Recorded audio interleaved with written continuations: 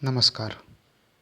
युरोपमध्ये घडून आलेल्या औद्योगिक क्रांतीनंतर मानवी विकासाची प्रक्रिया ही प्रामुख्याने आर्थिक विकास विरुद्ध पर्यावरण अशा प्रकारचा संघर्ष निर्माण करणारी ठरली. परंतु मानवाचं अस्तित्व हे मूलतः निसर्गावर अवलंबून असल्यामुळे निसर्गाच्या प्रश्नांना बगल देऊन विकासाची प्रक्रिया पुढे नेणं म्हणजे मानवाच्या अस्तित्वावर प्रश्नचिन्ह निर्माण करणं अशा प्रकारची एक मांडणी 17व्या आणि 18व्या शतकापासून युरोप आणि अमेरिकेमध्ये केली जाऊ लागली. निसर्गाचे प्रश्न न सोडवता किंवा निसर्गाचा ऱ्हास करून जर आपण विकास करत राहिलो, आर्थिक विकास पुढे नेत राहिलो, तर त्यातून मानवी आरोग्याचे आणि एकंदरीत मानवाच्या अस्तित्वाचे वेगळ्या स्वरूपाचे प्रश्न निर्माण होतील अशा प्रकारचे विचार मांडले जाऊ लागले. अगदी अलीकडच्या काळात म्हणजे दुसऱ्या महायुद्धानंतर जागतिक पातळीवर सामूहिक जीवन किंवा सहकार्य या अनुषंगाने जे विचार मांडले गेले त्यामधून पर्यावरणाच्या प्रश्नांना अधिक पाठबळ मिळत गेलं. अगदी अलीकडच्या कालखंडामध्ये जागतिक समूहानं आर्थिक विकासाचे प्रश्न आणि पर्यावरणाचे प्रश्न यांची एकत्रितपणे घेतलेली दखल म्हणजेच शाश्वत विकासाची उद्दिष्टे. आज आपण या शाश्वत विकासाच्या उद्दिष्टांचा थोडक्यात आढावा घेणार आहोत. अगोदर आपण समजावून घेऊया की मुळात शाश्वत विकास ही संकल्पना आली कुठून. सस्टेनेबल डेव्हलपमेंट किंवा शाश्वत विकास किंवा टिकाऊ विकास किंवा चिरंजीव विकास या संकल्पनेची मुळे प्रामुख्याने 17व्या आणि 18व्या शतकामध्ये युरोपमध्ये विकसित झालेल्या शाश्वत वनविषयक व्यवस्थापनाच्या संकल्पनेमध्ये आहेत. औद्योगिक क्रांतीचा एक परिणाम म्हणून मोठ्या प्रमाणात युरोपमध्ये झालेली जंगलतोड, औद्योगिक क्षेत्रासाठी कच्चा माल किंवा तत्सम स्वरूपाच्या कारणांसाठी तोडली गेलेली मोठ्या प्रमाणातली झाडं आणि त्याचे पर्यावरणावर होणारे परिणाम लक्षात घेऊन अनेक विचारवंतांनी, पर्यावरणप्रेमींनी युरोपमध्ये चळवळी सुरू केल्या. तशा प्रकारचे आपले विचार मांडायला सुरुवात केली. यातून शाश्वत वन व्यवस्थापन ही संकल्पना पुढे आली. जंगलांचं व्यवस्थापन शाश्वत पद्धतीने करायला हवं की जंगलं शाश्वत राहतील, टिकून राहतील अशा प्रकारे त्यांचं व्यवस्थापन करायला हवं अशा प्रकारचे विचार मांडले जाऊ लागले. याच कालखंडामध्ये अनेक विचारवंतांनी, पर्यावरणप्रेमींनी, आंतरराष्ट्रीय पातळीवरच्या संस्थांनी पर्यावरणाच्या या समस्यांचं आणि मानवी अस्तित्वांची सांगड घालणारे वेगळ्या प्रकारचे विचार आपापल्या साहित्यामधून मांडले. यामध्ये उल्लेखनीय म्हणजे 1962मध्ये रॅशेल कार्सनचं आलेलं पुस्तक सायलेंट स्प्रिंग किंवा 1966मध्ये केनेथ बोल्डिंगचा एक लेख the economics of the coming spaceship अर्थ किंवा 1972मध्ये क्लब ऑफ रोम या आंतरराष्ट्रीय पातळीवरच्या संघटनेनं दिलेला एक अहवाल द लिमिट्स टू ग्रोथ यासारख्या व्यवस्थांनी, व्यक्तींनी पर्यावरणाच्या प्रश्नांची चर्चा विकासासंदर्भात करायला सुरुवात केली. 1980च्या दशकामध्ये 1980मध्ये आंतरराष्ट्रीय निसर्ग संवर्धन संघ या आंतरराष्ट्रीय संस्थेनं पहिल्यांदा सस्टेनेबल डेव्हलपमेंट ही संकल्पना वापरली. विकासाची प्रक्रिया आणि पर्यावरण यांना ॲड्रेस करणारी, यांना एकत्रितपणे विचारात घेणारी अशी ही संकल्पना पहिल्यांदाच 1980मध्ये मांडली गेली. 1982मध्ये United Nations World Charter for Nature या संयुक्त राष्ट्रांच्याच संघटनेनं संवर्धनाची 5 तत्त्वे मांडली. विकासाच्या प्रक्रियेमध्ये पर्यावरणाला स्थान कशा प्रकारे दिलं पाहिजे किंवा पर्यावरणाची हानी न करता विकासाची प्रक्रिया मर्यादित स्वरूपात कशा प्रकारे पुढे नेता येईल अशा प्रकारचा विचार करणारी ही 5 तत्त्वं होती. पुढे 1987मध्ये संयुक्त राष्ट्र संघटनेच्या world commission for environment and development या कमिशननं, की ज्याला आपण ब्रंटलँड कमिशन म्हणून ओळखतो, या कमिशननं एक अहवाल प्रसिद्ध केला, आवर कॉमन फ्युचर, आपलं सामायिक भविष्य. या अहवालामध्ये या ब्रंटलँड कमिशननं पहिल्यांदा शाश्वत विकास या संकल्पनेची व्याख्या केली. ब्रंटलँड कमिशनच्या मते sustainable development is development that meets the needs of the present without compromising the ability of future generation to meet their own needs. शाश्वत विकास हा असा विकास आहे जो भविष्यातील पिढ्यांना त्यांच्या स्वतःच्या गरजा भागविण्याच्या क्षमतेशी तडजोड न करता वर्तमान गरजांची पूर्णता करतो. म्हणजेच वर्तमानकालीन पिढीला आपल्या गरजा पूर्ण करत असताना जे नैसर्गिक साधनं आणि स्रोत आणि संसाधनं वापरावी लागतात तेच स्रोत किंवा तीच साधनं भविष्यकालीन पिढ्यांना त्यांच्या गरजा पूर्ण करण्यासाठी वापरावी लागणार आहेत. त्यामुळे वर्तमानकालीन पिढीच्या विकासाची प्रक्रिया जेव्हा भविष्यकालीन पिढीचा हा त्यांच्या गरजा पूर्ण करण्याचा हक्क कायम ठेवते, अबाधित राखते, त्यावेळेला त्या विकासाच्या प्रक्रियेला शाश्वत विकास असं म्हणता येतं, टिकाऊ विकास असं म्हणता येतं किंवा चिरंजीव विकास असं म्हणता येतं. अशा प्रकारची व्याख्या ब्रंटलँड कमिशननं केली. त्यामुळे 1987पर्यंत किंवा ब्रंटलँड कमिशननं पहिल्यांदा ही व्याख्या केल्यानंतर आंतरराष्ट्रीय पातळीवर शाश्वत विकास किंवा सस्टेनेबल डेव्हलपमेंट ही संकल्पना आर्थिक विकासासंदर्भात अर्थशास्त्रामध्ये, पर्यावरणशास्त्रामध्ये आणि एकंदरीत जागतिक पातळीवरच्या विचारवंतांमध्ये मोठ्या प्रमाणात चर्चेला आली. जागतिक पातळीवर जागतिक समूहानं भविष्यकालीन पिढ्यांचे गरजा पूर्ण करण्याचे हक्क कायम राखण्यासाठी वर्तमानकालीन विकासाची प्रक्रिया कशा प्रकारे साध्य करता येईल किंवा पुढे नेता येईल या संदर्भात शाश्वत विकासाची उद्दिष्टे स्वीकारली आहेत. शाश्वत विकास ही संकल्पना समजून घेतल्यानंतर ही उद्दिष्टे कुठून आली, कशा प्रकारे आली हे आपण थोडक्यात समजून घेऊया. शाश्वत विकासाची उद्दिष्टे प्रामुख्यानं या उद्दिष्टांचा जन्म रिओ दी जानेरो या ब्राझीलच्या शहरामध्ये भरलेल्या एका स्थायी विकासावरील संयुक्त राष्ट्रांच्या परिषदेमध्ये 2012मध्ये झाला. संयुक्त राष्ट्रांच्या परिषदेमध्ये पहिल्यांदा 2012मध्ये अशा प्रकारच्या उद्दिष्टांची मांडणी केली गेली. अशा प्रकारच्या उद्दिष्टांची मांडणी करण्यापाठीमागचा प्रमुख हेतू हा जगातील तातडीच्या पर्यावरणीय, राजकीय आणि आर्थिक आव्हानांना सामोरे जाणारे सार्वत्रिक उद्दिष्टांचा एक संच तयार करणे असा होता. या हेतूनं ही उद्दिष्ट तयार केली गेली. ही शाश्वत विकासाची उद्दिष्ट ही एक प्रकारची एक यादी होती, उद्दिष्टांची यादी होती की जी उद्दिष्ट येत्या कालखंडामध्ये जागतिक समूहानं म्हणजे संयुक्त राष्ट्र संघटनेच्या सर्व सभासद राष्ट्रांनी म्हणजे संपूर्ण जगानं साध्य करण्यासाठी प्रयत्न करायचा होता. या शाश्वत विकासाच्या उद्दिष्टांनी मिलेनियम डेव्हलपमेंट गोल्सची जागा घेतली. सन 2000मध्ये दारिद्र्याच्या प्रश्नांना जागतिक पातळीवर ॲड्रेस करण्यासाठी किंवा सामोरे जाण्यासाठी मिलेनियम डेव्हलपमेंट गोल्स संयुक्त राष्ट्र संघटनेच्या सर्व सभासद राष्ट्रांनी स्वीकारली आणि ती प्राप्त करण्यासाठी प्रयत्न देखील केले.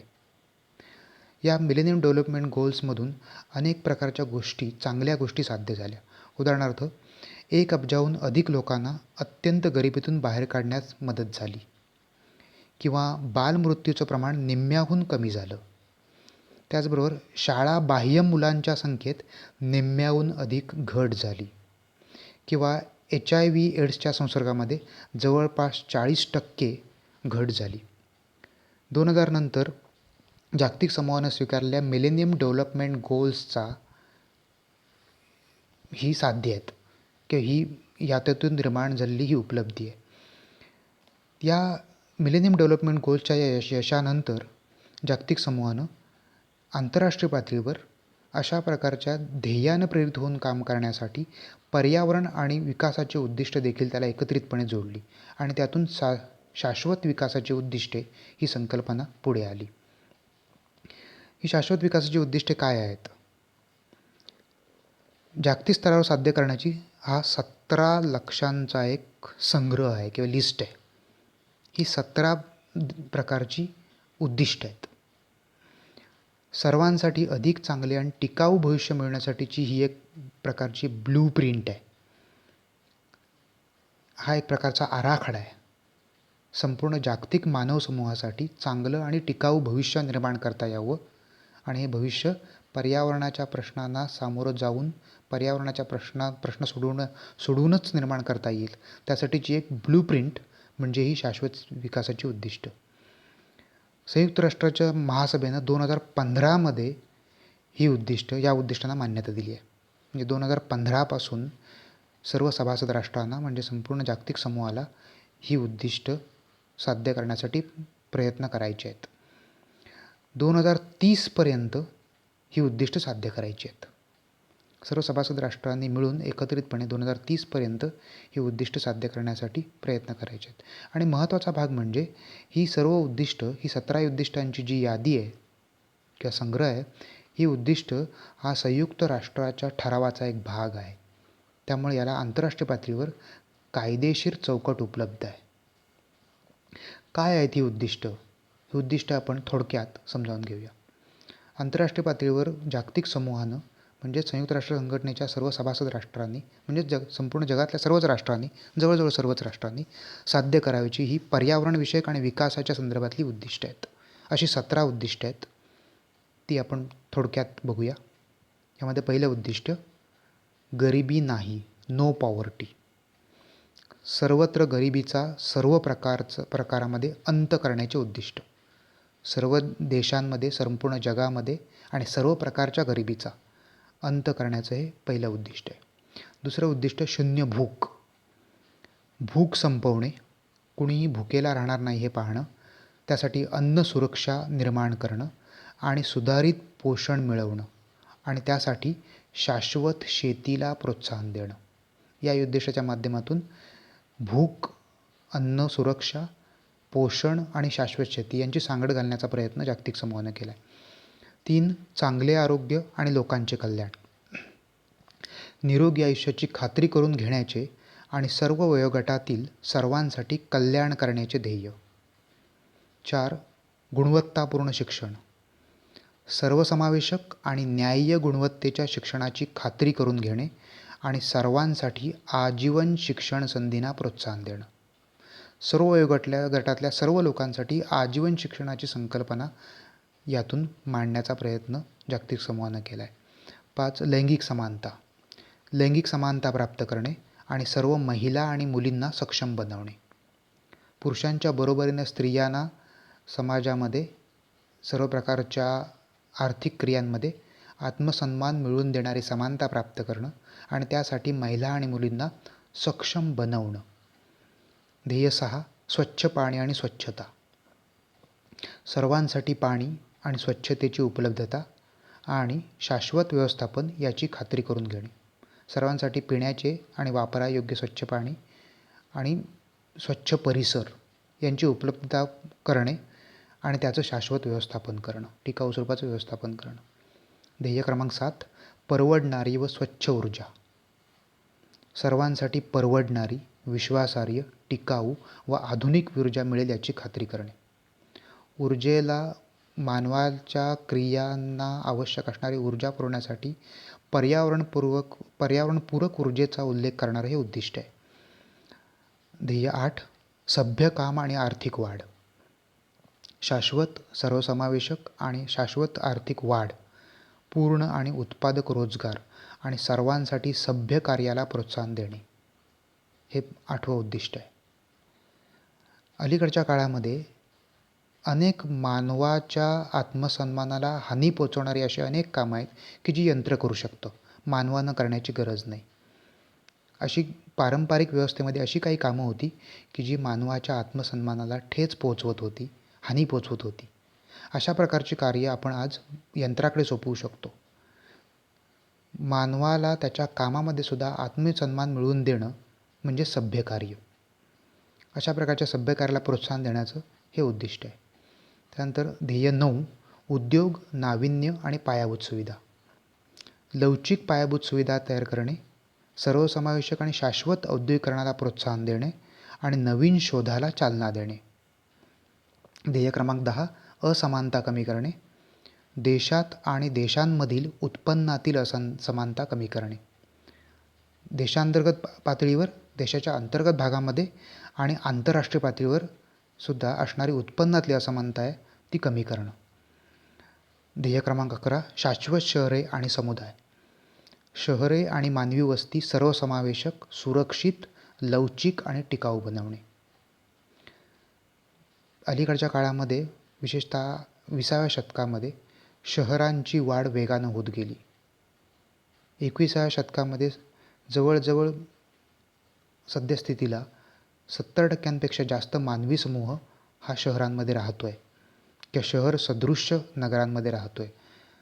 त्यामुळे मात्र या शहरांची अवस्था खूप वाईट आहे. ही शहरं शाश्वत बनवणं, टिकाऊ बनवणं आणि त्यासाठी तिथे वेगळ्या प्रकारच्या व्यवस्था निर्माण करणं. ध्येय क्रमांक 12 जबाबदार वापर आणि उत्पादन. शाश्वत उपभोग आणि उत्पादनाची खात्री करणं. उत्पादन आणि उपभोग या 2 महत्त्वाच्या मानवी आर्थिक क्रिया आहेत. या 2 क्रिया पार पाडत असतानाच नेहमी पर्यावरणाची हानी होत असते. त्यामुळे पर्यावरणाची कमीत कमी हानी करून वस्तूंचं उत्पादन करणं आणि त्याचबरोबर पर्यावरणाची कमीत कमी हानी करत वस्तूंचा उपभोग घेणं, त्यासाठी प्रयत्न करणं. ध्येय क्रमांक 13 हवामानविषयक कृती. उत्सर्जनाचे नियमन करून आणि अक्षय ऊर्जेच्या घडामोडींना प्रोत्साहन देऊन हवामान बदलांवर आणि त्याच्या परिणामांवर प्रतिकार करण्याची त्वरित कारवाई करणे. अलीकडच्या काळामध्ये 20व्या शतकामध्ये घडून आलेल्या हवामानाच्या बदलांनी मानवावर निसर्गाच्या रूपानं अनेक संकटं निर्माण झाली आहेत. या संकटांना तोंड देण्यासाठी हवामान बदलांवर उपाय करणं आवश्यक आहे आणि ते पर्यावरणाच्या दिशेनं जाणारे उपाय आहेत. त्या संदर्भात त्वरित कारवाई करणं सर्व सभासद राष्ट्रांनी मिळून हे 13वं उद्दिष्ट आहे. ध्येय क्रमांक 14 पाण्याखालील जीवन. शाश्वत विकासासाठी महासागर, समुद्र आणि सागरी संसाधनांचे जतन आणि शाश्वत वापर. ध्येय क्रमांक 15 जमिनीवरील जीवन. स्थलीय म्हणजे जमिनीवरील परिसंस्थेच्या शाश्वत वापराचे संरक्षण, पुनर्संचयित आणि प्रोत्साहित करणे, जंगलांचे शाश्वत व्यवस्थापन करणे, वाळवंटीकरणाची प्रक्रिया थांबवणे आणि जमिनीचा ऱ्हास थांबवणे व जमीन पुनरुज्जीवित करणे, त्याचबरोबर जैवविविधताचं नुकसान थांबवणं, हे 15वं उद्दिष्ट आहे. ध्येय क्रमांक 16 शांतता, न्याय आणि मजबूत संस्थात्मक रचना. शाश्वत आणि सर्वसमावेशक संस्थांना शाश्वत विकासासाठी प्रोत्साहन देणे, सर्वांना न्याय मिळावा यासाठी सर्व स्तरावर प्रभावी, जबाबदार व समावेशक संस्थात्मक रचना तयार करणे. आणि ध्येय क्रमांक 17 ध्येय प्राप्तीसाठी भागीदारी. या अगोदरची जी 16 ध्येय आहेत ती प्राप्त करण्यासाठी जागतिक समूहानं एकत्र येऊन एकमेकांची भागीदारी करणं, अंमलबजावणीची साधने बळकट करणे आणि शाश्वत विकासासाठी जागतिक भागीदारीचे पुनरुज्जीवन करणे. ही 17 ध्येयांची यादी जी जागतिक समूहानं संयुक्त राष्ट्र संघटनेच्या सर्व सभासद राष्ट्रांनी म्हणजेच जगातल्या सर्वच राष्ट्रांनी, जवळजवळ सर्वच राष्ट्रांनी आपल्यासमोर 2030पर्यंत साध्य करावयाची ध्येय म्हणून समोर ठेवलीत. यालाच शाश्वत विकासाचे ध्येय असं म्हणतात. धन्यवाद.